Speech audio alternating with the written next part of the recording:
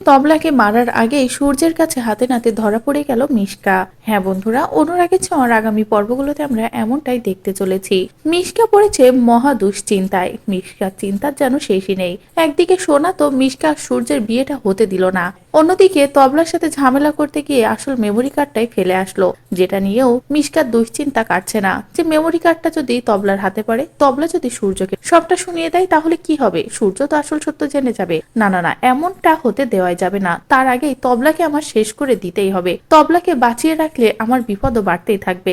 যত তাড়াতাড়ি আমি ওকে শেষ করতে পারবো তত তাড়াতাড়ি আমারও বিপদ কেটে যাবে। আর তারপরে আমি যে কোনো একটা ব্যবস্থা করে সূর্যকে ঠিক বিয়েও করে নেব বলে মিশকান নিজের মতো করে প্ল্যান করতে থাকে। এদিকে তবলা ও দীপার কষ্ট দেখে আর নিজেকে সামলাতে পারে না। তবলা বলে, এবার আমি নিজেই সেনগুপ্ত বাড়িতে যাব, সেখানে গিয়েই ডক্টর সূর্য এমনকি ওই পরিবারের সবাইকে সব সত্য জানাবো।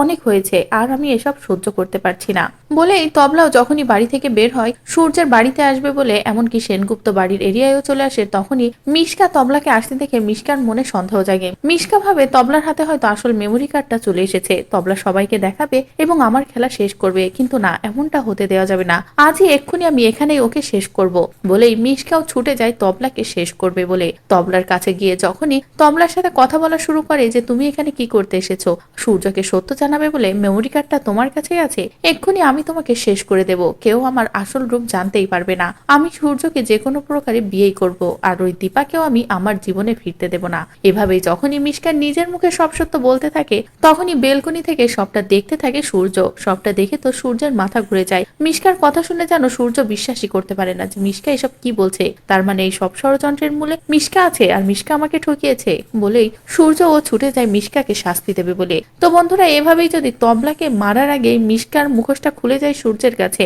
ধরা পড়ে যায় মিশকা, তাহলে সেই সবটা দেখতে তোমাদের কেমন লাগবে কমেন্ট করে জানাও। পরবর্তী আপডেট পেতে চ্যানেলটি সাবস্ক্রাইব করো।